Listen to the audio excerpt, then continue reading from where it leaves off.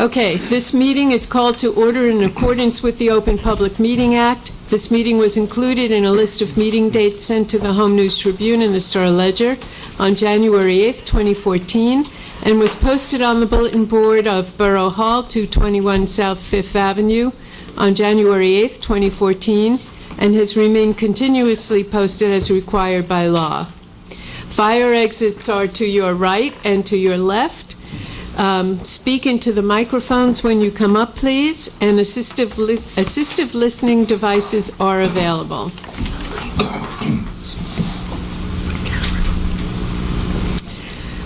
All right.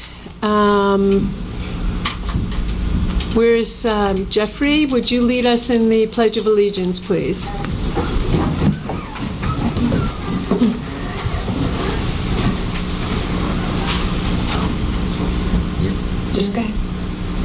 I pledge allegiance to the flag of the United States of America and to the republic for which it stands, one nation, under God, indivisible, with liberty and justice for all.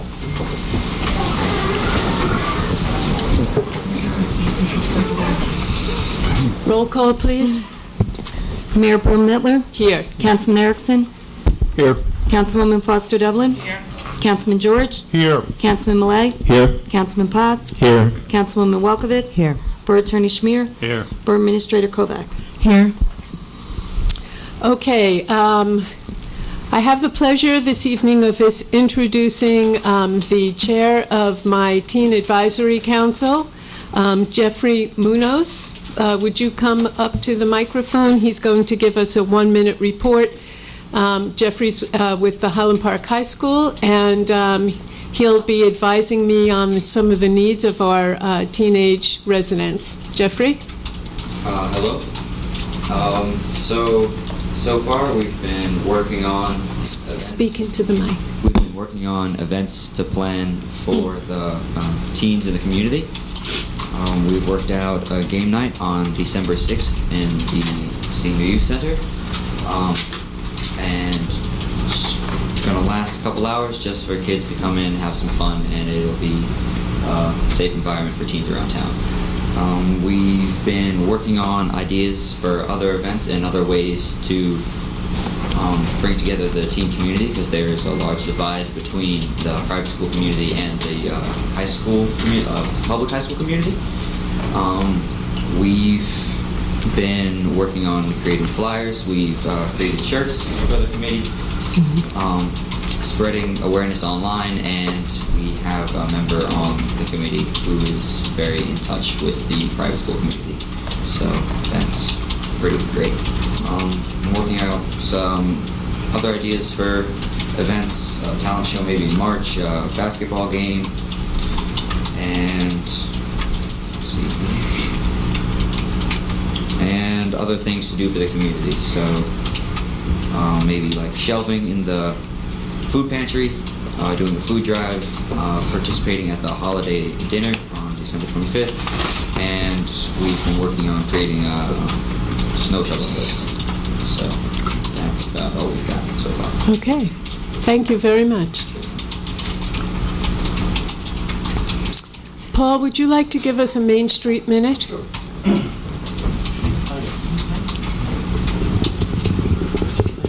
Is this thing on? Yep. Yeah. It's on. It's on. Pull it off. Hi, my name is Paul. I volunteer at Main Street Highland Park, which is our downtown business improvement district. And just very quickly, I just want to wrap up. We had our two big events this year: the 5K run and the street fair, and our Art in the Park fair were the two largest we've had ever. And it was our 10th anniversary of the Arts in the Park. We had more vendors and more people. I think Steve can help me out here. Like 12,000 people, I think, showed up. So it was the largest we've had. And so we're working hard for next year. We're starting our budget process for 15, concluding the budget process for 14. And our November meeting is next Wednesday at Main Street Highland Park, 212 Raritan Avenue. It's our annual meeting. It's the meeting where we really encourage the public to show up, because we lay out the agenda for the following year. So if you have a desire to do so, we'd love to have you. Then in December, we have our Christmas party and our annual holiday party. We would love for you to attend that as well. Thank you. Thank you, Paul.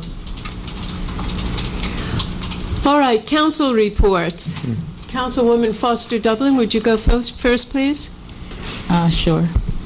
I just want to report that we had the dedication of our police building, and it was wonderful. We had many persons in attendance. We had Assemblywoman Pinkin that came. We had our own freeholder polos and many others and many members of our community that came to get a tour of the building. The afternoon was spent. People got tours. We had a dedication ceremony in the Borough Chambers, and then we went back. We did the raising of the flag, and we officially opened the building. The mayor cut the ribbon, and it was a great event. It was a great day. And finally, I have been on council for the past umpteen years, about 14 years. And Office of Emergency Management has always been in a box. We finally have a home in our new police building. So there's an official Office of Emergency Management at our new police headquarters, and that's wonderful news. Also, the CERT team, which is the community response team, met on the 28th of October, and they had a great meeting. We had about 12 persons that showed up. However, we are looking for more people that would be able to respond in emergencies, but there's training sessions that are available, so there's opportunities for people to be trained and with their different skill sets. So if you're interested in being a part of the community response team, please reach out to me or to our community response team director, which is Freeholder Polos, or just call the borough and we will connect you with him. That's my report, and thank you very much. Thank you. Councilman Potts? Thank you, Mayor. Our Halloween festival, which was held on Sunday, October 26th, was a huge success. I'd like to thank Jeffrey for his updated report for the Teen Advisory Committee. Their next actual meeting is going to be November 19th, which is next week. And as he mentioned, they're looking at doing a game night on December 6th. The next senior luncheon is going to be their Thanksgiving celebration and senior luncheon, which is going to be held on November 26th. I want to wish everyone kind of prematurely a happy Thanksgiving.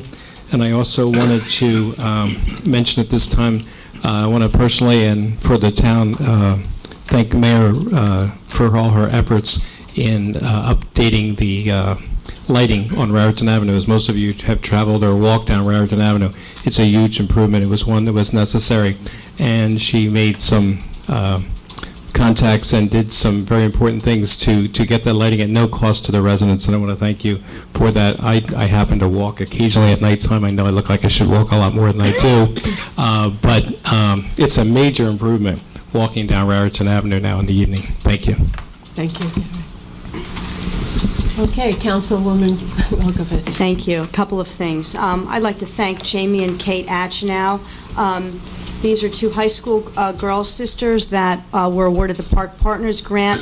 Tonight they just hauled in a truckload of food that they bought for a couple $100. They turned it into about $1,500 worth of food. There's brand name pasta and sauces, and they're shelving now as we speak. This is all in anticipation of the large food distributions we expect right before Thanksgiving. We'll be giving out about 156 turkeys on Thursday, November 20th, and the regular food distribution for the week of Thanksgiving will now be on Tuesday, November 25. A couple of other things. I think the Veterans Day Parade, Elsie, fantastic. Thank you so much. It keeps getting better and better every year. Big shout out to Andrea Bay and Kim Perkins and our superintendent of schools, the principals and the teachers, and the very enthusiastic students that came out that day. They were escorted out and they lined the streets of Highland Park, filling it up on a day when most people are still at work. It was really very meaningful, and the little kids were so adorable, and they get to learn about this. It was really a great event. I'd like to thank Debbie Here and Pat McKenna, his Seeing Eye Dog Garcia, and Kate Kenschauer from the Rutgers Seeing Eye Dog Group for the service companion dog presentation they had at the library on the week of October 25th for one of the Park It events. That same week, we had another event, Busy Moms, an evening of health and fitness. I'd like to thank Metra Lundi from Kinetics, dietitian Sarah Gampol, and internist Dr. Lauren Mazza for doing their presentation. It was very well received, and we hope to do more. And I think that's all I have, but I'd like to wish everybody a happy Thanksgiving. Thank you. Councilman George? If I may, Mayor, just briefly, I'd like to join in Councilwoman Welskowitz's comments about the parade and thank the schools. It was orderly, organized, but enthusiastic, really, for the veterans who were there. There were several veterans organizations spanning a number of the wars, and they were very impressed and touched by the fact that all the kids were out waving flags, sitting at curbside. It really was a good event. Regarding what moving along it with redevelopment, we discussed at the last meeting their recommended changes to the plans, but they have also requested that they come before the mayor and council in conference to review both that and review the particular goals that they want to set, and with their new attorney, Joe Bauman from McManaman in Scotland, and I've requested that they be added to the conference for the December 16th meeting. I'd like to be able to tell them that. With regard to the zoning board and planning board, their budgets have been submitted for review by the administration who's primarily working on those. With the planning board, I'd like to thank the planning board members for their participation in the American Properties hearing. They were prompt. They were well-informed, and they really moved through it, and as the mayor had requested on the remand way back in October, that they review it, and they were really engaged in that process, and I thank them for conducting a special meeting to do that. Other than that, I have nothing else to report at this time. Thank you. Councilman Erickson? Yeah, just briefly, today the Administration and Finance Committee met. We're in the process of developing next year's budget, and in fact, the departments are doing that now, along with their council liaisons. We're trying to keep the budget increase as low as possible, hopefully below 2%. But it's going to be difficult this year. We have some union contracts up, but we're doing the best we can. Thank you. Thank you, John. Council President Millet. Just one note on our consent agenda. We have the resolution to re-advertise the request for proposal for energy assessments. Basically, that's part of our plan to develop what's called an energy aggregation. It's almost like a co-op, and we're just starting it. But basically, the goal is to provide residents with lower cost electricity and the option to improve the green component for this electricity. So that is, right now we're just looking for essentially proposals from agents who would manage this type of outreach. And that's it. Excuse me, Mayor? Yes. I have one thing to add. Sure. I forgot to mention that our first aid squad who has provided excellent service for us for the past, I think, 60-something years. And they continue to provide excellent service to the entire Highland Park. They're in the middle of doing their fundraising.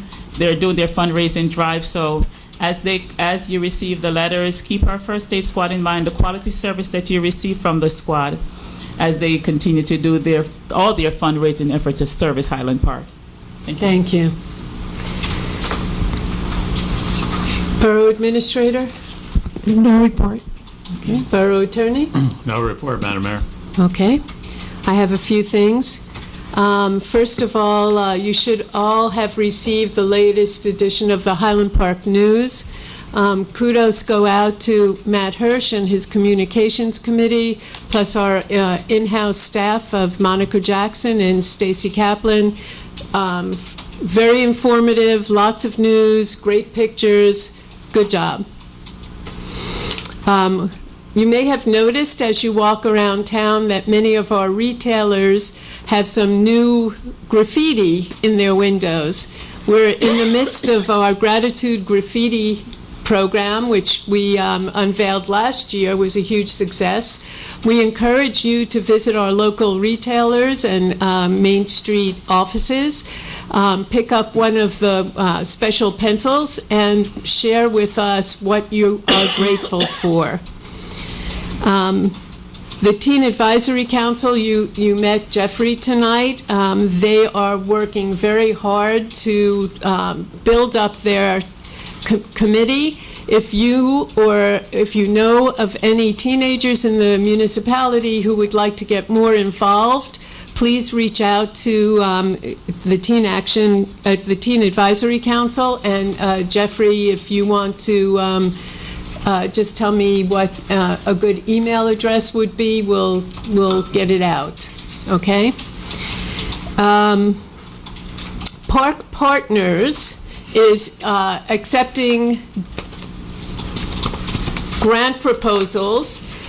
You may remember our Park Partners program, which ran last year. You heard a little bit before about some of the high school students and the program that they are running to provide food through coupons to the our food bank here in Highland Park, our food pantry. We're in the midst of collecting grant proposals now for our new Park Partners program for the coming year. I've spoken to several people who have some fantastic ideas.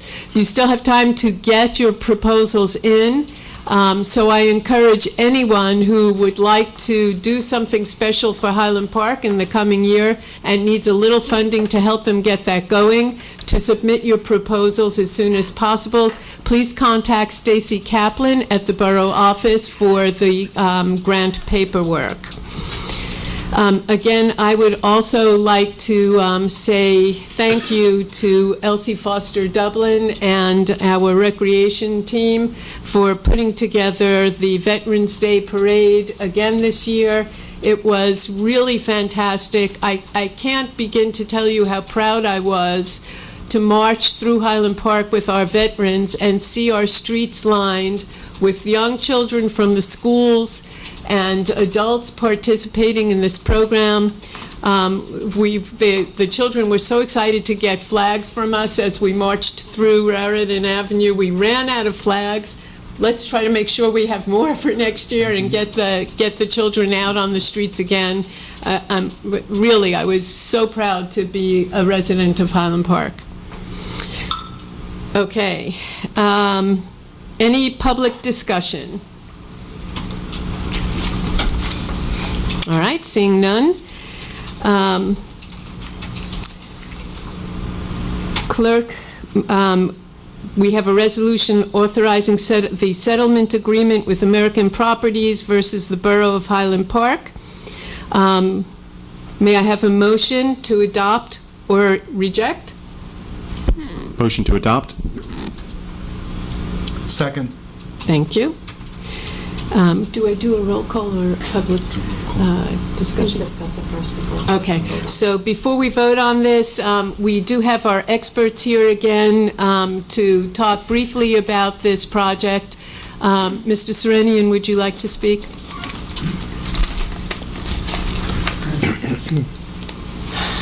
Mayor, you recall that the last time that we met on this issue, you indicated that you wanted to go to the planning board so we could get a response from the planning board.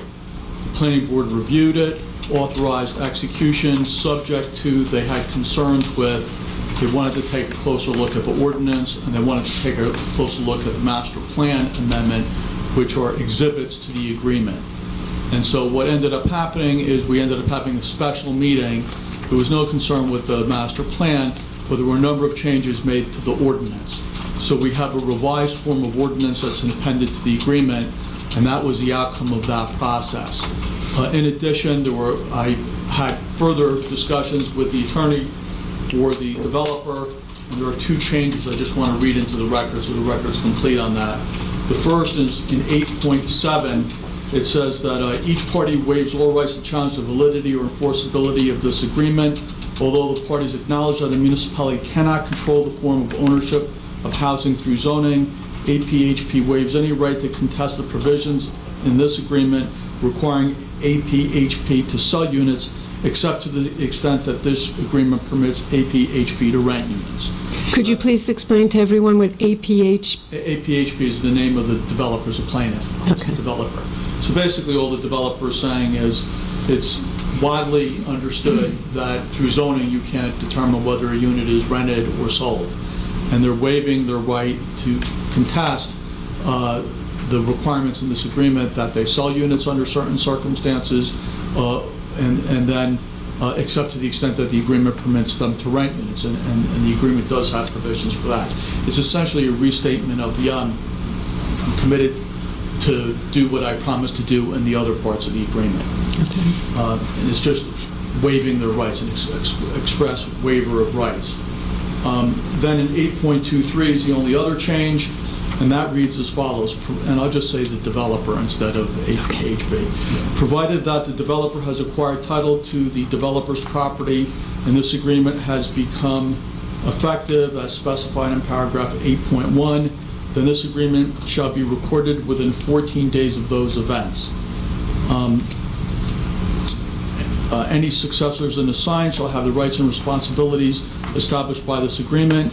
In the event that the developer sells the property to a third party other than third-party individual purchasers of units, then the developer shall, prior to such sale, provide a copy of this agreement to such purchaser and shall advise such purchaser that this agreement is binding. And basically what that's all about is a developer saying, I don't own the property now, I'm a contract purchaser, but if I in fact become the owner of the property, I agree to record this agreement and make it part of the official record of the title to the property. And if I sell the property to a third party, I will make sure that that third party is aware that there's a binding agreement here. And that's consistent with another part of the agreement that says this agreement is binding on all successors and assigns. So those are the only two changes from what the borough has previously seen. Okay, thank you. Mr. Caton, do you have anything you want to add to this?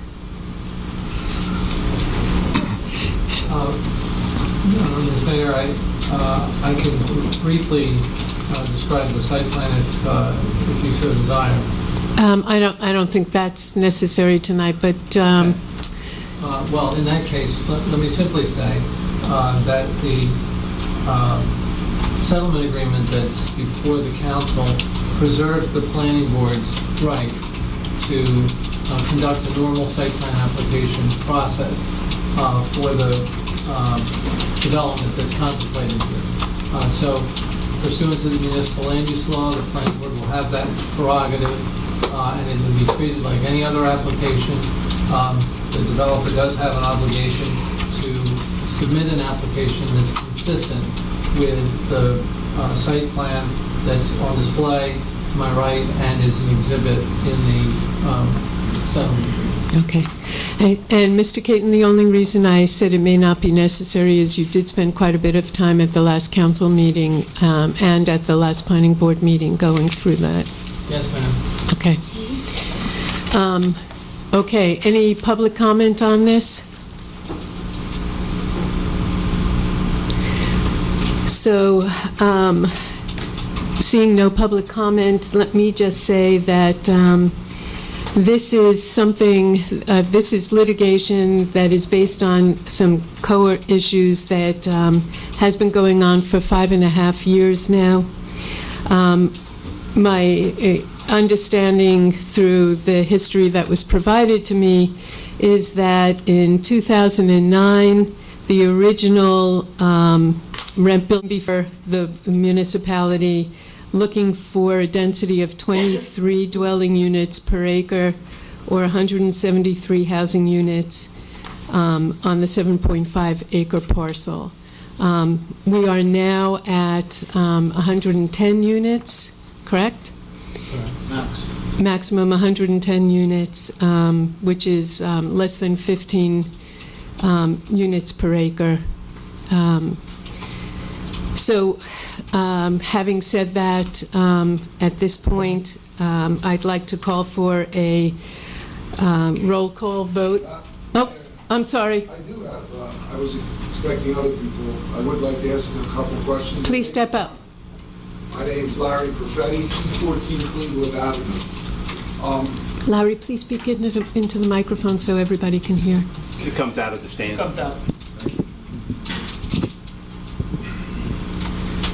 I, as you know, oppose this particular agreement, and I want to know if you've estimated the cost to the town for 105 acres, or 105 units,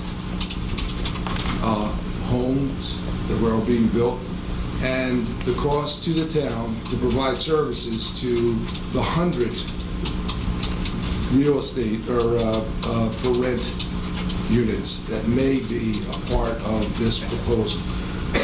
Has anyone established any idea of what the cost to the town is?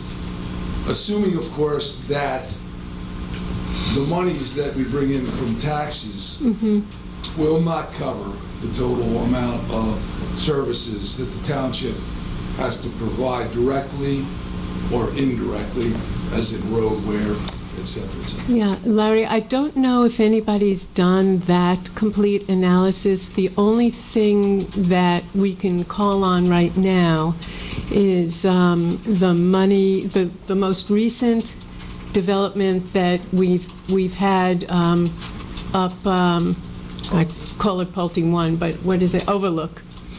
Borough Administrator, do you recall, you and I had a conversation recently about how much we brought in tax-wise from Pulte 1 and what was left after all our expenses? I don't remember those figures off the top of my head right now. Okay. Sorry. So, but there was a net gain to us? Right. But I just don't remember I don't want to say figures that I'm guessing at. Right, okay, that's good. Right, I think you In fact, mentioned it last time. Yeah. Yeah, I There just, was a net gain. I think the variable here would be the amount of school children, and that's something that is in flux, and, the various standards that, things have been based upon are up in the air, so that'll really determine whether it's sort of the balance sheet, how it works out. It would be the number, and that's really to be determined. Right, and so nobody's made an estimate of how many school children? Well, we haven't done the actual formula for that, the actual estimate for that, but if you use the formulas that currently exist, I'm not sure you would get a true reading here in Highland Park. Right, and I would like to just add Okay, thank you, Jeffrey. one comment to that. It's not a defense to a Mount Laurel lawsuit to say that a project will generate too many school-aged children. So, even in the event that the numbers were unfavorable, it doesn't give us any tools to walk into court and say, therefore, deny the builder's remedy. I mean, if the town had to build a new school, not just to hyperbolize, that's not the case here. In other cases, courts don't look at that. yeah, I was not talking about the case per se. I was talking about, had the board estimated so that we know as citizens what's going to be spent, even estimated costs, and you're saying pretty much no. Yeah, that's part of the reason that I put together that task force of Right. professionals. Sadly, that is in the process now, but these are situations that we have to deal with today. No, not really. I mean, you have to make a vote today. You don't have to say yes to the negotiation. Well, okay, but what we are voting on today is the settlement. Anything that comes out of the settlement beyond the 110 units, the 5% COA units, anything beyond that is up for discussion at the planning board. Am I correct? That's correct. The site plan application is the next event after the vote today. Yes, I'm not sure that the site plan per se, in terms of the way it's laid out here, looks nice. I'm not talking about that. I'm talking about, I'm a taxpayer, I'm gonna have to pay something for this. And you people are here supposedly doing what you think is best for the bulk of the taxpayers in terms of this particular case, in terms of everything. So I'm not sure how I could proceed if I were in your position with a yes, if I don't even know those numbers. And I don't see why this case that's been dragging on for years can't drag on until we have real estimates of those numbers. This is our money, you know, and it's also our town. Right. The other thing I object to, of course, is that this group comes in pretending to straighten out the deranged Borough of Highland Park in terms of its affordable housing, and yet we may agree to only 5% when under the law it's 15 to 20%. That's wrong. And as a citizen of Highland Park, I'm against that. Well, in my opinion, it's a sad fact that we're looking at litigation-based co-litigation, and we're looking at this percentage, but I'm going to rely on our attorneys again for advice on that. The bottom line is, our prime objective in the negotiations was to bring down the densities as much as possible. And in the horse trading that took place, we lost affordable units. We had our druthers, it would have been a 20% set aside, you know, for sale, 15% set aside if they rented, but there had to be give and take. That was the only way that we were going to be able to get the density down without going into court and then facing a circumstance where we had a master that was taking what I view to be unreasonable positions and have a burden of proof standard that was a very difficult burden. Right. We found ourselves in court. The other side of that, Larry, is, and it doesn't have anything to do with this litigation, but there are other developments currently in the works through the planning board with a decent and equitable amount of COA units in their plans. Sure. I mean, I understand that, but remember, this is a builder's remedy. They're coming I know. in here to save us from not having affordable housing. And Yeah. we're getting away with 5%. I know. So, what would happen if the council voted no tonight? Would the negotiations just go away? I mean, or would we continue to negotiate? One never knows, you know, what a developer is saying, whether it really means it, but it's certainly my perception that the developer's at the end of the line, and that if the town votes no, he'll litigate it, and then you're throwing the dice in court, where, as I said before, you have a master that is not offended by high densities, and you have a difficult standard. That's the problem. But that's all I have to say is I would vote no if I were in your position, and I hope that some of you do, if not all. Thank you. Thank you, Mr. Perfetti. Okay, any other public discussion on this? All right. Then, at this point, can we have a roll call vote?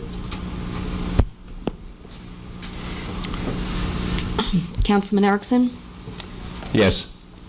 Councilwoman Foster Dublin? I would like to add that I, for one, would have loved to have seen a lot more COA, including not on that property and all the properties that we plan to do here in Highland Park. However, this has gone on for 5 years, and the litigation amount just keep growing. And considering from what we've heard from our attorney and from our master, that if the dice was rolled, it may not be in our favor. At this time, I have to vote yes, because I would not want to see us go to court and lose a battle where we get even less. And I think that's what, in my opinion, I think that's what we may be up against. My vote is yes. Councilman George? I'd like to comment that I'm not happy with the affordable segment. I'm familiar with this master's preference for urban type of density from doing work similar to our council. I'd like to point out that affordable doesn't mean that some kind of undesirable element is coming into town, and we should be embracing affordable units, because people like my son, who is here in his late 20s, who has a good job, but just can't afford the expenses of the house with the taxes. Affordable means our children would be able to stay here. So I'm not happy with that. But I understand intimately, from having done these litigations myself, that in my judgment, the risk of being substantially slammed even more is a lot higher. Also, based upon the rough analysis that we did on the Overlook property, the tax income coming in from these units would likely offset some or at least all of the expenses. The formulas that we've been using for school children are utterly inappropriate, as we found, but that is going to have to be addressed by the school board as well. And I hope that people keep that in mind, and B, keep in mind that there's public input at the planning board hearings at these matters, and keep your eyes on the planning board's scheduling, which is on our website, and pay attention to those and come into those. I have concerns based upon the current development for our Cleveland Avenue residents that we need to be much more of a watchdog at that stage as well. My vote is unfortunately yes. Councilman Millet? Just a quick note. I wanted to make clear that it was never the understanding of council or anybody in the planning board that the objections by the residents was due to the fact that there were going to be affordable housing units there. That was never considered, so I just want to make that clear to Mr. Favetti, that we never thought that, because it was brought up at the last meeting. I've been dealing with this since I've been on council. It started some 7-8 years ago. It's unfortunate that the good idea of making towns make room for affordable housing uses the sledgehammer of a builder's remedy to enforce it. And, it's unfortunate, but from my construction background and from my knowledge of this process throughout, my understanding or gut feeling is that if we went to court, we would most likely lose, and because I think not only is the master has a certain look on things, but the judge wants to settle. And the only thing I could see is most likely outcome we would get, the number of units would go up to about 140, and we'd get about 15 or so affordables.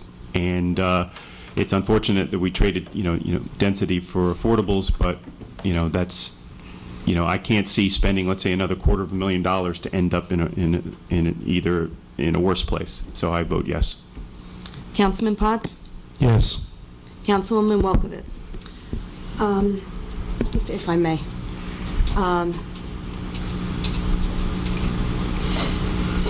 This is a very tough vote here. Actually, my very first night when I was appointed, we stayed until 11 o'clock, and that happened for many council meetings after that, discussing this issue. We've talked about the negative impact of high density on our great community. We talked about what that means in terms of healthful living to any new residents moving in next to a railroad track, as well as for what it means to existing residents with traffic congestion, school enrollment, pollution runoff, too much surface area. We've tried to build a case for having a historic district located across the street from this new development. We've really tried to discuss every aspect of this, and it's disgusting that what the original intent of the Mount Laurel law was is being used in such a cynical way by developers. Our esteemed professionals here have recommended, and also by just the meetings that we've had with the court master, that if we don't say yes, it's very likely that the judge would rule even more unfavorably on us. And that's, after 5.5 years of negotiating this, that's just not something that I would want to risk at this point. Mr. Perfetti, I thank you and all the neighbors for your tireless fight in this. It's been extraordinary. And thanks to the Planning Board for reviewing this these past couple weeks. My vote is yes, too. Okay.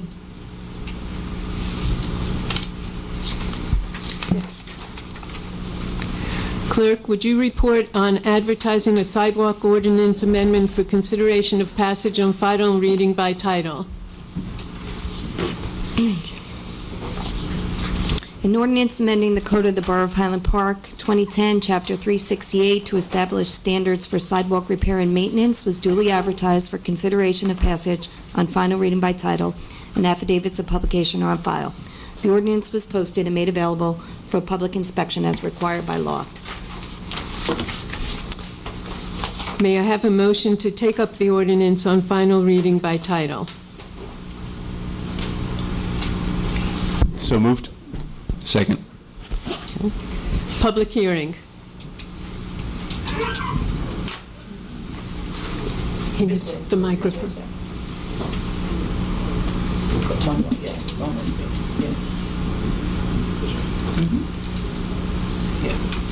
Hello, my name is Pat Urilli, and I'm a resident at 806 Benner Street here in Highland Park. I would strongly urge you to vote no on the amended sidewalks ordinance. The Borough of Highland Park owns the sidewalks. The Borough of Highland Park owns the trees that cause most of the damage. So it's incumbent upon the Borough of Highland Park to incur all the costs for maintenance and repair. I think it's unfair to force the residential property owners whose properties happen to be located near abutting sidewalks that have a problem to foot the cost to pay for this maintenance and repair. So I would strongly urge you again, please vote no on the amended sidewalk ordinance. Thank you. Thank you. Mr. Gross?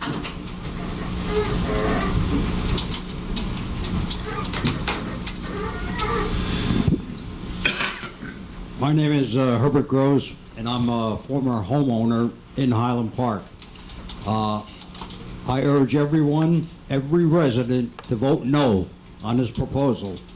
I personally feel the sidewalk affair of forcing the homeowners into court to pay fines is unfair.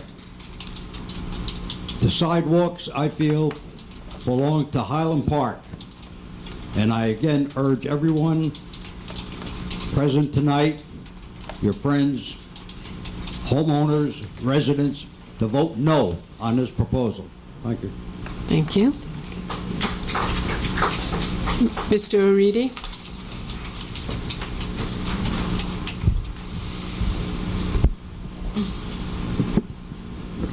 Hi, Bruno Aridi at 320 Dennison Street, Highland Park. I think the issue has a sort of past to it, present, and a future, and I'd encourage us to have discussions that connect those three, because it is a continuous process. Oh, sorry.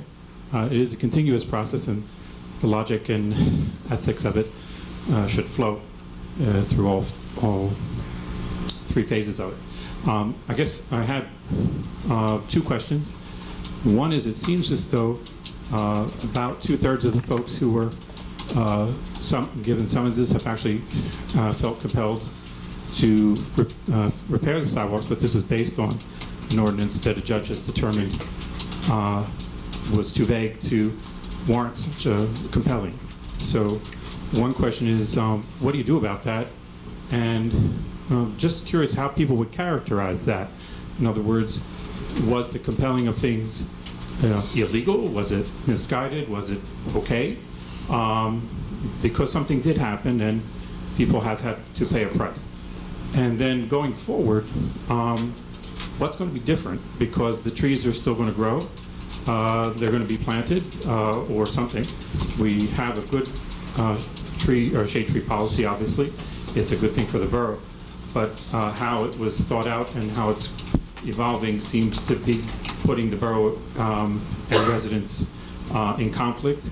And the process thus far has been not to slow this down and look at that and encourage the people who've worked very hard to come up with ideas and who are forced to litigate, to give them a voice in not only how to manage the past, but also the future. So if we could, people just address, how would you characterize what happened in the past?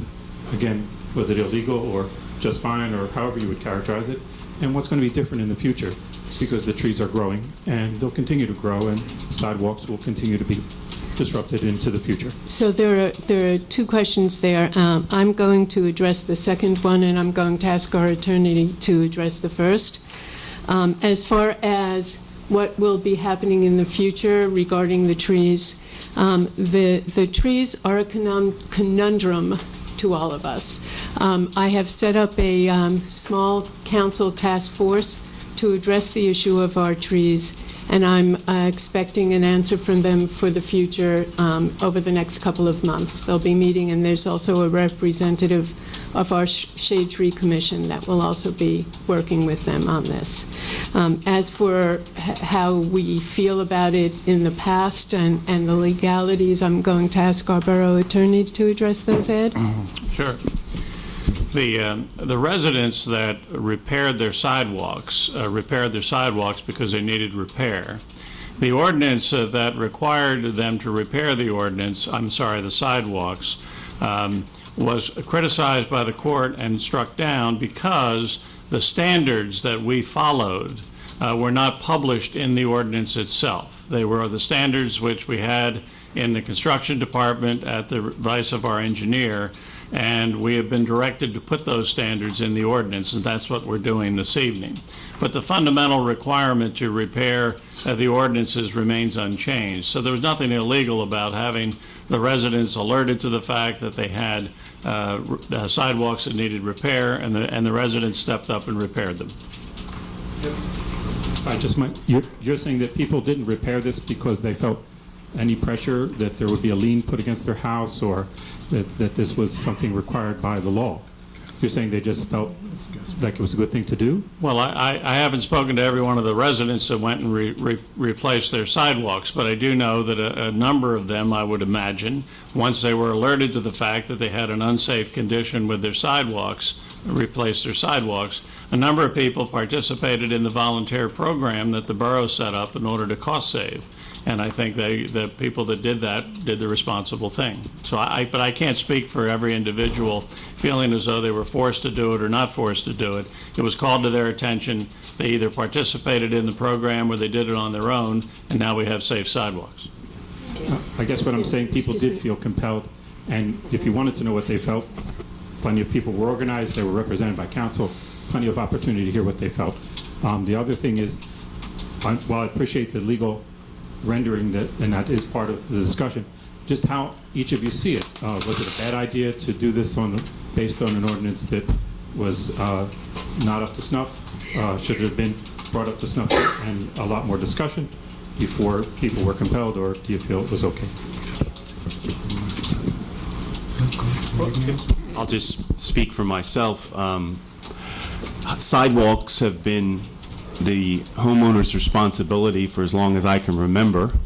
When I moved in, I repaired my sidewalks, and at my cost. I lost a tree, a big tree, and I have a little one, so doubtful that moving ahead, I will, considering the length of my property that I'll be around, that I will have to replace my sidewalks. And yet, if the burden of replacing sidewalks is shifted to the borough, my taxes will go up. I mean, that's the flip side of this. I live in a small house on the south side, and there are many properties on the south side that have no trees in the verge. So they will essentially, what's that? And no sidewalk. Well, most have sidewalks. I'm just saying, in the strip between the curb and the sidewalk, they don't really have big trees, or trees at all. I mean, you could just walk around and see, well, maybe one there, none there. So essentially, and then you have the other consideration where you have, over 50% of Highland Park rents. So essentially, their rents and our taxes would essentially be you're kind of making the small property owners pay for the upkeep for the larger houses, which has most of the trees. Now, I'm not saying it's in every case,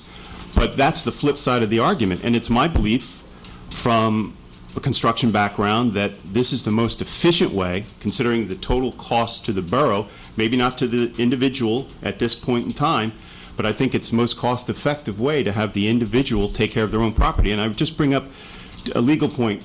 The resident or the homeowner owns the sidewalk, correct?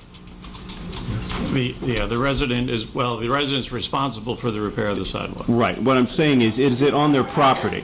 Is it on their property? Well, some of the sidewalks could be in the right-of-way, some could be on the Okay. fee simple. So it's similar to the borough has ordinances about if you make a renovation to your house, you have to follow code.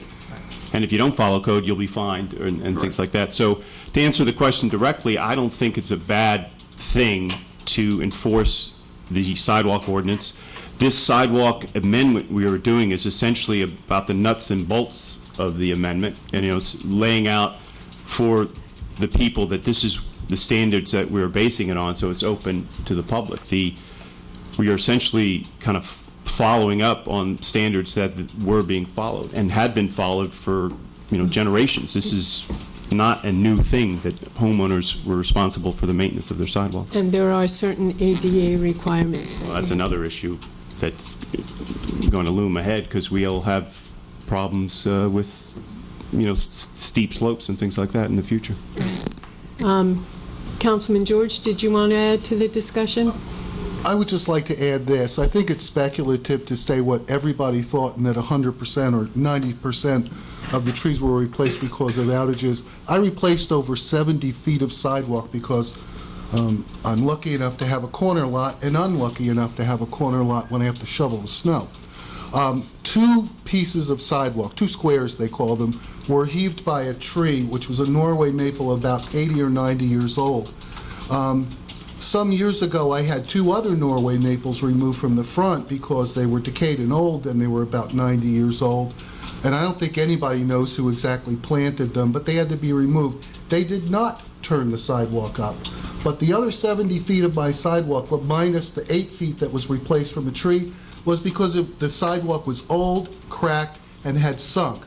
And in speaking to the code enforcement officer in DPW, they ran into a lot of that. So to paint a broad brush as to why it was repaired is incorrect. Second, I think that going forward, as you know, at the last couple of meetings, I've placed some conditions upon my approval of this ordinance, and one of them is a moratorium on enforcement because I think it needs to be, first of all, the ordinance needs to be in place, and I wasn't satisfied until recently. And then that second, I think that enforcement needs to be tied to a determination, number one, how we do go forward. And that was my other condition, was that the task force be formed to make recommendations and to study the issue to see how and when and if we should go forward, and if we do, in what form. And that was my other condition, and both of those conditions have been met. I think that the implementation of the sidewalk replacement program may have had some administrative bobbles with notices going out and information coming back in, but I know that process went on for over a year. I even got a survey showing what would be replaced, and I called up and said that's not enough. You're not looking at the tree that was turned up. So I think that going forward, if it's determined that some kind of program takes place, that it be better implemented, much better advertised. But I also think that the program in itself, the replacement program, divorced from the question of enforcement, which is a different question, and I've litigated those same questions in front of Judge Francis on numerous occasions, and sometimes he's been wrong, and sometimes I've disagreed with him, but he ends up being right, is that this was a 5-year interest-free loan program that no contractor would grant anybody. Okay, thank you. Councilwoman Foster Dublin, do you have anything you wanted to add?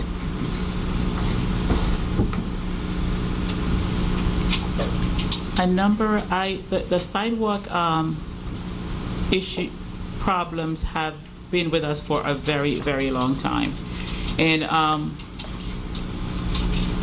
In the section of town where I live on the south side, and I know a number of years ago when the program was implemented and people received notices that they had to fix their sidewalk, and even as recently as a year or so ago when people received notices saying your sidewalk is in disrepair, it needs to be fixed, a lot of residents ran out and they did so. Not because they had great finances put aside to fix sidewalk problems, but because they were concerned about the safety issues that was involved, and they, for lack of a better term, they didn't want to have any problems. So they went out and they fixed their sidewalk. The sidewalk in many parts of the south side has been in great repair. People are following through. They're doing what they have to do to maintain their sidewalks. However, there are other parts of town that the sidewalk is in total disrepair, and at night walking, it's dangerous for all our health walking around town in some areas of town. And I do agree that the sidewalk program needs to be implemented, and persons should fix their sidewalk because it's a safety. It's not just because we want you to fix your sidewalk. It's a great safety hazard for all of us. And if our sidewalks, our kids walk to school, because we have this walking school bus where the kids walk to school. We have a lot of persons with physical challenge that walk. We have a walking community, and if the sidewalks are fixed, we won't have issues with further maybe litigation where somebody's going to sue someone if they fall and cracked or damaged sidewalks. So I agree that the sidewalks should be fixed, and I think the program that we've put in place where there's an abatement and there is a cooperative to get all the sidewalk fixed to lower the cost of an individual fixing a sidewalk, I believe it's a good and healthy program where we can get our sidewalk fixed at a reduced rate because we're all coming together to make it happen for the persons who need that done. I don't believe that everyone should pay for persons who have their sidewalks that are not fixed, that everyone who has perfect sidewalks should be subsidizing that cost. Thank you. Any other council people want to speak to this issue? Okay. Oh, Mrs. Bickard. I've owned this property since 1976.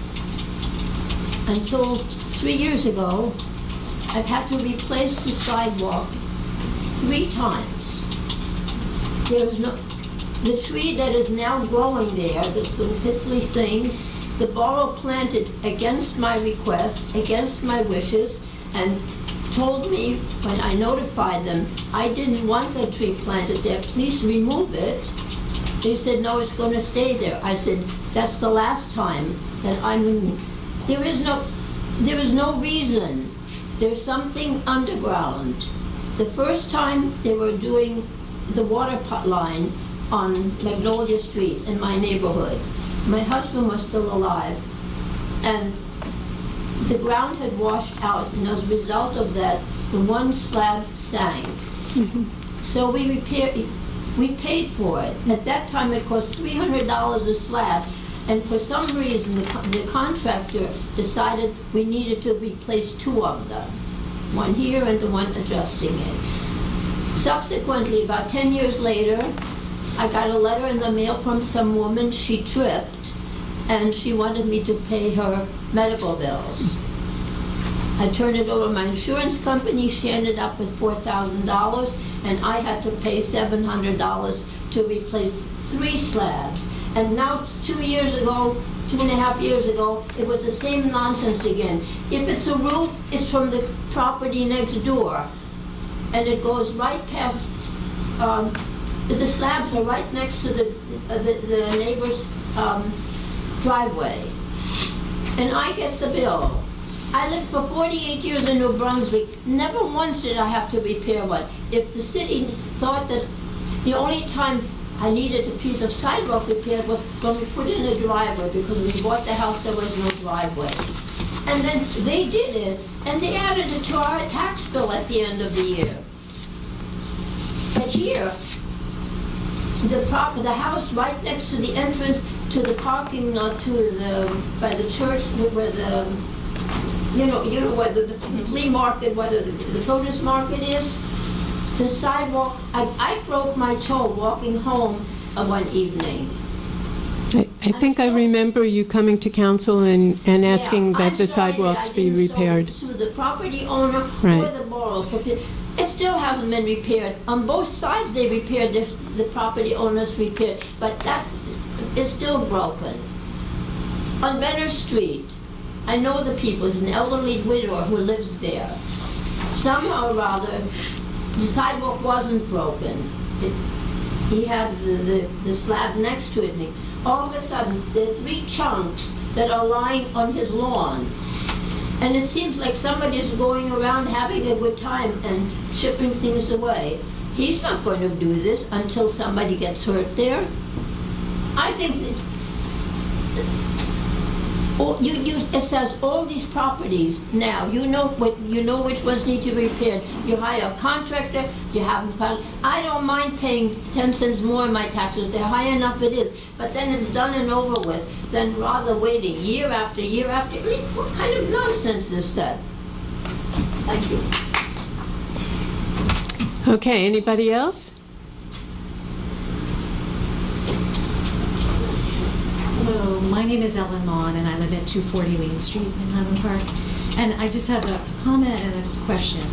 I guess first, we talked about that these sidewalks are terrible and completely unsafe, but I just want to make mention of the fact that many of the sidewalks that were X'd in the initial go-around on this had very, very minimal discrepancies. So yeah, I think it's a misrepresentation to say that all the sidewalks that were subjects of summonses were terribly dangerous sidewalks. Okay, that's one thing. Secondly, on many occasions, the justification, and it's been repeated tonight, for the sidewalk program was because Highland Park is a walking town. And we all agree about that. That was certainly that people walk, that people should walk, and that it's a town that we want people to walk. But part of the reason that it's a walking town and that someone like me would want to walk in town is that I enjoy the shaded sidewalks. And because of as a result of this program, I know on my just one block, 2 huge shady trees were taken down. And as I walk around the north side and the south side now, I've seen many more. I see the mark on the grass where the tree was taken down. So it's a less desirable place for me to walk now. Maybe there will be some time that those trees will be replaced, but it'll be a long time before they shade that walkway. So that's something I wanted to mention. There's also, it came up in the discussion here that actually whether the sidewalk is really owned by the property owner is something of an open legal issue. And that if our justification is that this should be a walking town, maybe we should be considering, it's something that Highland Park wants to be an ambassador for, that perhaps the cost should be spread across the town. Because that walking town idea, it benefits everyone in this town. So while you're saying that it would raise taxes, it may raise taxes for good, but it certainly raised even the people who are paying off over 5 years. That's a tax increase to them. So maybe there's something that should be considered, that this tax should be widely spread if it's going to benefit the whole community. Okay. And then just the last thing is a question. Certain people were given summonses and came to court, and some were fined even though they had repaired the sidewalk because they had not done it quickly enough. And some were fined because they didn't do it, I guess. Now that the ordinance has been overturned, have those fines been returned to those people? Ed? The court order directed that certain individuals be not fined or have the fines returned. It wasn't a blanket requirement to return. The answer is no. Has anyone been returned? Have any of the fines been returned? People that had repaired their sidewalks and then were fined, and now. Well, there are a few people that are represented by Mr. Oshinsky, who's here. He could answer the question. And those individuals were directed to have, as I understand it, their fines returned or not paid. But it wasn't a blanket requirement for anybody that got a ticket and paid the ticket or was convicted of Mr. Oshinsky represents 4 or 5 specific individuals, and that's what the court ordered. I understand that there are other people in town who are not represented in the lawsuit who were fined. Wouldn't that be a matter of ethics and equity if the borough ordinance has been overturned, that those people would receive their fine money back? Well, we take the position that the borough ordinance was overturned because the specific standards, as the council president indicated, which we were following and have been following, didn't appear to be written down in the ordinance. So the judge felt that they should be written down in the ordinance so that you or anybody else could pick them up and see where the standards are, as opposed to having our construction department either explain to you to your satisfaction or explain it all, because as somebody mentioned, implementing the program was not the smoothest operation. So those standards are in this ordinance now, but they're no different than the ordinance standards we used before. We wrote them down. So I don't think it's inherently unfair. The ordinance still is premised on the premise now that the abutting property owner is responsible for taking care of their sidewalk. As the mayor points out, and many of you have mentioned, there is this task force looking into the public policy decision as to how this town should or should not replace sidewalks going forward. But that's a public policy discussion that's going to be pursued before any additional sidewalks have to be repaired. But in answer to your question, no, I don't think it's fundamentally unfair for the folks that didn't respond to having the sidewalks repaired, came to court, we either found guilty or pled guilty and paid a fine. But if they did not plead guilty and they were fined, or those ones in those situations where people repaired the sidewalks but had not repaired them quickly enough, who knows under the next ordinance if they came back, if their sidewalks would be, if their actions would be found illegal underneath the new ordinance, if you pass it tonight, who knows if they would have be, if their actions would be found to be in violation. Well, let's say a person replaced their sidewalk and they got another summons to say it wasn't up to snuff, well, they would come back to our municipal court and the judge would determine whether or not the sidewalk was properly repaired or not repaired. It seems to me that people who were given fines under an ordinance that was found to be illegal deserve their fines back. Well, that's not the ruling of the court. But it's a matter of equity and ethics that I think that everyone on this council should be considering.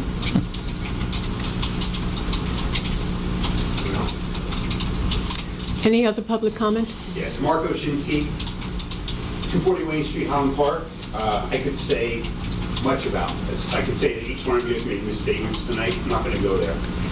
All I want to say is, you never listened to me. You made me take this to court. So we're in court. We're going to be in court for a long time. You amend the ordinance tonight. I amend my complaint tomorrow. Now we go.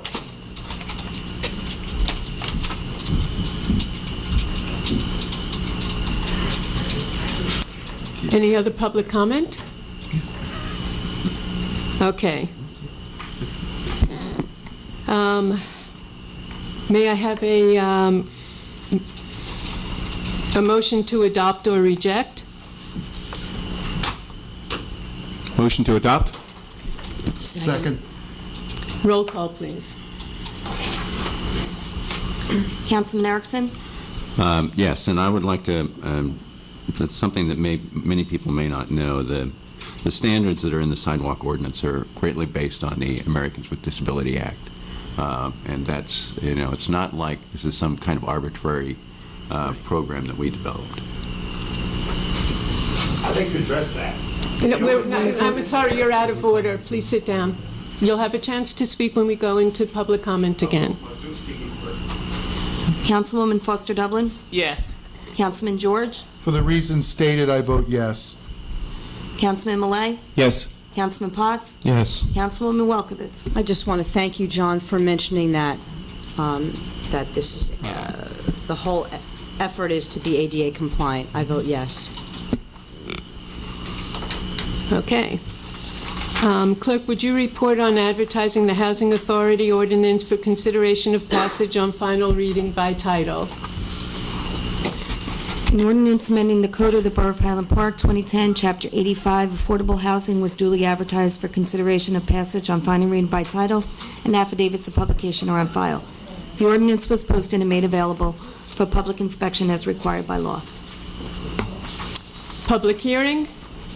We need a motion first. Oh, I'm sorry. May I have a motion to take up the ordinance on public reading by title? So moved. Second. Okay, public hearing on the Housing Authority. Seeing no public speaking, may I have a resolution to adopt or reject and advertise the ordinance on final reading by title? Motion to adopt? Second. Roll call, please. Councilman Erickson? Yes. Councilwoman Foster Dublin? Yes. Councilman George? Yes. Councilman Malay? Yes. Councilman Potts? Yes. Councilwoman Welkowitz? Yes. Ready? Clerk, would you report on the introduction of a land use ordinance amendment, planned unit development 2 zone for consideration of passage on first reading by title? An ordinance amending the Code of the Borough of Highland Park, 2010, Chapter 230, concerning the planned unit residential development 2 zone has been introduced in writing by the Economic Development and Planning Committee for consideration of passage on first reading by title. May I have a motion to adopt or reject and advertise the ordinance on first reading by title? Motion to adopt? Second. Roll call, please. Councilman Erickson? Yes. Councilwoman Foster Dublin? Yes. Councilman George? Yes. Councilman Malay? Yes. Councilman Potts? Yes. Councilwoman Welkowitz? Yes.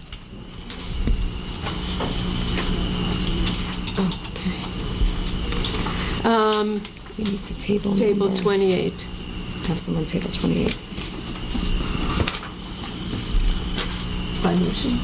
Someone has to make a motion. May I have a motion to table resolution, the 28th resolution on the agenda? So moved? Second. Thank you. All in favor? All in favor? Aye.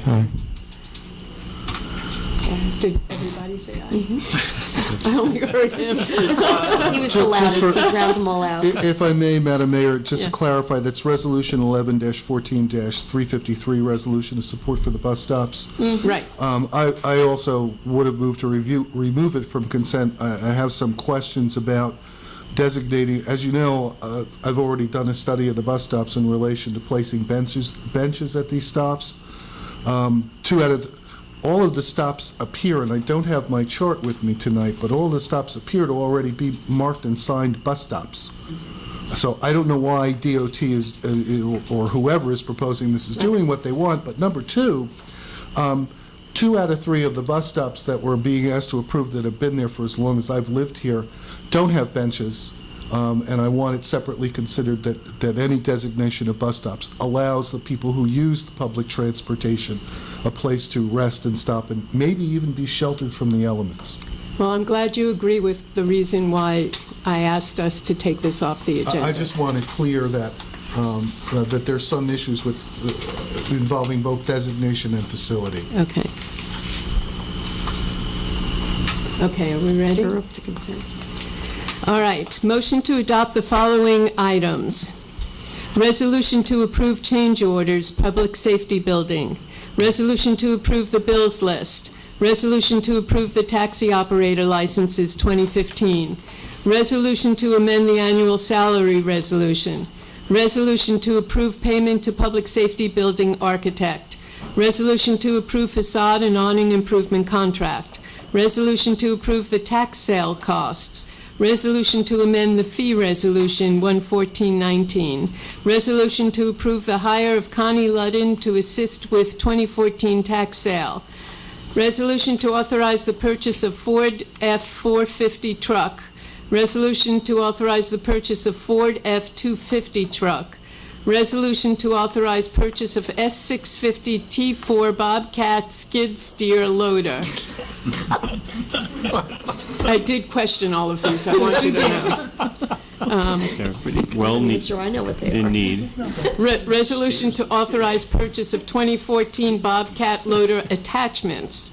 Resolution to re-advertise for request for proposals for energy assessment. Resolution to approve the budget transfers. No CDGB funding. That's a separate one, Chapter Okay. 115. Okay, may I have a motion to adopt and reject, or reject? Motion to adopt? Second. Roll call, please. Councilman Erickson? Yes. Councilwoman Foster Dublin? Yes. Councilman George? Yes. Councilman Malay? Yes. Councilman Potts? Yes. Councilwoman Welkowitz? Yes.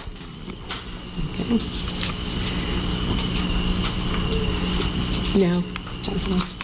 Okay. May I have a motion to adopt Chapter 159 CDBG funding? So moved? Second. Motion to adopt? Second. Roll call, please. Councilman Erickson? Yes. Councilwoman Foster Dublin? Yes.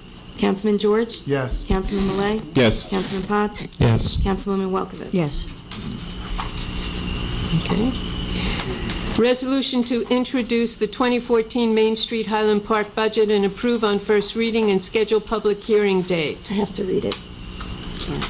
Go ahead. I hate reading it, but okay. Be resolved by the Borough Council of the Borough of Highland Park that the following statements of revenues and appropriations shall constitute the Main Street Highland Park budget for 2014. Be it further resolved that said budget will be published in the Home News Tribune in the issue of November 15, 2014. The governing body of the Borough of Highland Park does hereby approve the following as the Main Street Highland Park budget for 2014. Income, government grants, $25,000. Special assessment bid, $157,000. Sponsorships, $57,018. Total income, $239,018. Expense, administration and general, $181,921. Program expense, $57,097. Total expenses, $239,018. Budget surplus or deficit of zero. Notice is hereby given that a hearing on the Main Street Highland Park Business Improvement District budget will be held, Borough Hall, 221 South Fifth Avenue, on December 16, 2014, at 7 p.m., at which time and place objections to said budget and resolution for the year 2014 may be presented.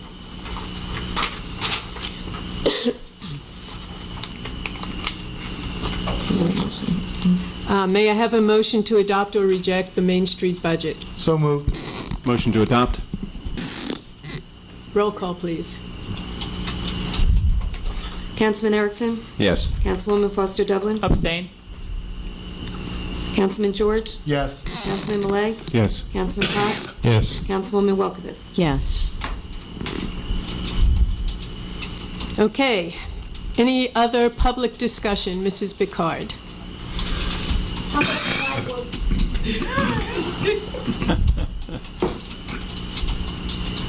How about an ordinance sidewalk cleaning of leaves, especially with the rain forecast for tomorrow? My neighbor is an absentee landlord. His whole property is coated with leaves, and when the wind blows, it comes onto my lawn as well.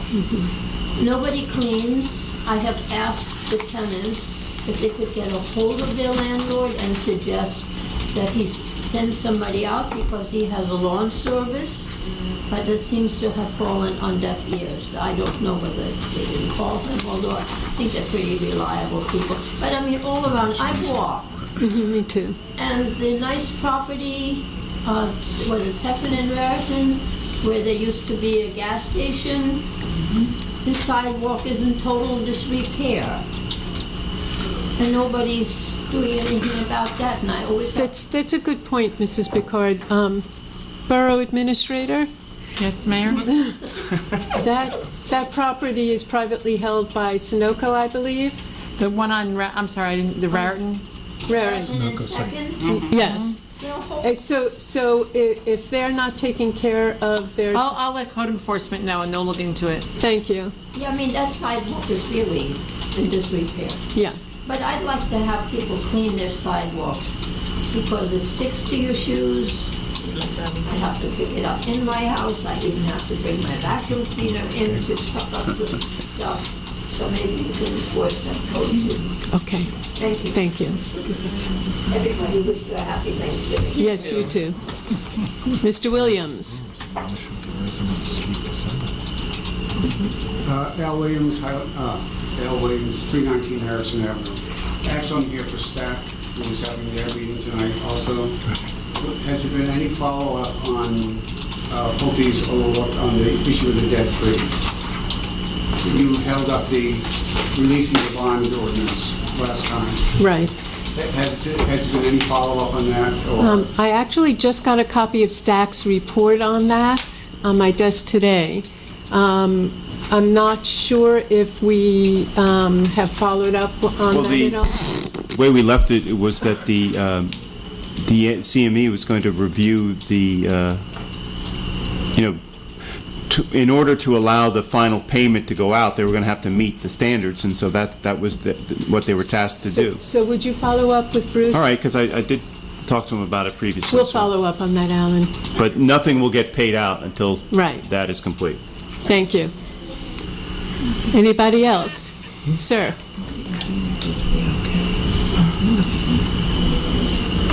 Good evening, folks. Thank you for having me this evening. My name is David Beavers. I'm a solar campaign organizer with Environment New Jersey. We're a statewide environmental advocacy organization. I see some smiles and laughs. Yes, so we I were imagine just some of talking about you. Yes. Okay. I believe, thank you, Ms. Hollins. I believe you've been corresponding with one of my associates, Lami.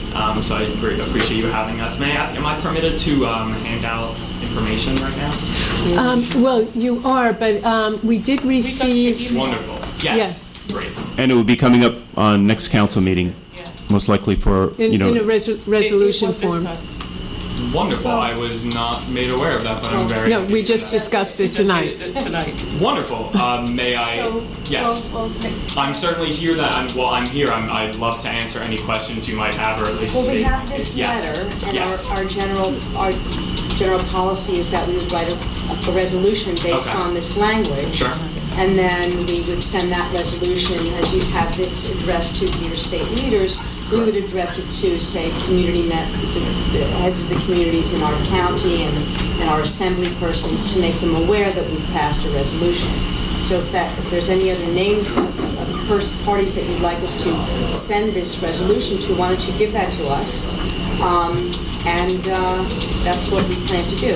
We can run the resolution by you or either of the other two people that have contacted us, it's Hannah and... Hannah and Lonnie, I believe. Yeah. Yes. That sounds perfect to the state. Some local assemblyman.